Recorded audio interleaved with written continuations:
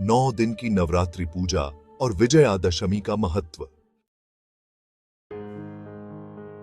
नवरात्रि के पहले दिन हम मां शैलपुत्री की पूजा करते हैं, जो पर्वतों की पुत्री हैं। मां शैलपुत्री शक्ति और समर्पण का प्रतीक हैं। उनकी पूजा से परिवार में शांति और सौहार्द बना रहता है। भक्त इस दिन मां को घी अर्पित करते हैं, जो शारीरिक कष्टों को दूर करता है। नवरात्र की शुरुआत घट स्थापना से होती है, जिसमें मां दुर्गा की ऊर्जा का आह्वान किया जाता है। दूसरे दिन मां ब्रह्मचारिणी की आराधना की जाती है, जो तपस्या और भक्ति का प्रतीक है। मां ब्रह्मचारिणी से भक्तों को संयम, धैर्य और ध्यान में स्थिरता मिलती है। उनकी पूजा से आध्यात्मिक ज्ञान और धैर्य की प्राप्ति होती है। इस दिन चीनी और फल अर्पित किए जाते हैं और ब्रह्मचारिणी स्तोत्र का पाठ किया जाता है। तीसरे दिन मां चंद्रघंटा की पूजा होती है, जो साहस और शक्ति की देवी मानी जाती है। उनकी पूजा से भय दूर होता है और मन में शांति व संतुलन आता है। इस दिन भक्त दूध और मिठाई जैसे खीर का भोग लगाते हैं। संधि पूजा का महत्व इस दिन विशेष होता है, जो नकारात्मक ऊर्जा से रक्षा करती है।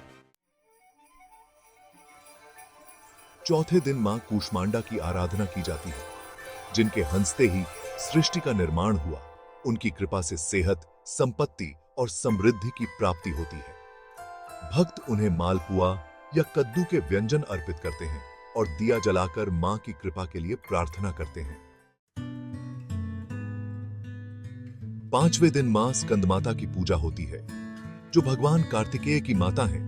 वे मातृत्व और सुरक्षा की प्रतीक हैं। उनकी पूजा से ज्ञान, शक्ति और मोक्ष की प्राप्ति होती है। इस दिन केले अर्पित किए जाते हैं और कन्या पूजन का विशेष महत्व होता है। छठे दिन मां कात्यायनी की पूजा की जाती है, जिन्होंने महिषासुर का वध किया था। वे साहस और विजय की देवी मानी जाती हैं। उनकी पूजा से वैवाहिक समस्याओं का समाधान होता है और प्रेम में सफलता मिलती है। इस दिन शहद और लाल फूल अर्पित किए जाते हैं। सातवें दिन मां कालरात्रि की आराधना होती है, जो अज्ञानता और अंधकार को दूर करती है। मां कालरात्रि की पूजा से भय दूर होता है और जीवन में सुरक्षा की प्राप्ति होती है। इस दिन गुड़ का भोग लगाया जाता है और रात्रि जागरण का विशेष महत्व होता है। आठवें दिन मां महागौरी की पूजा की जाती है, जो शांति और पवित्रता का प्रतीक है। उनकी कृपा से मन और आत्मा की शुद्धि होती है। इस दिन नारियल और सफेद मिठाई अर्पित की जाती है। बहुत से भक्त इस दिन कन्या पूजन करते हैं। ये बैड है। नौवें दिन मां सिद्धिदात्री की पूजा होती है, जो सभी सिद्धियों की दात्री मानी जाती हैं। उनकी पूजा से भक्तों को आत्मज्ञान और सिद्धियों की प्राप्ति होती है। इस दिन तिल के व्यंजन अर्पित किए जाते हैं और हवन करके नवरात्रि की पूर्णाहुति की जाती है।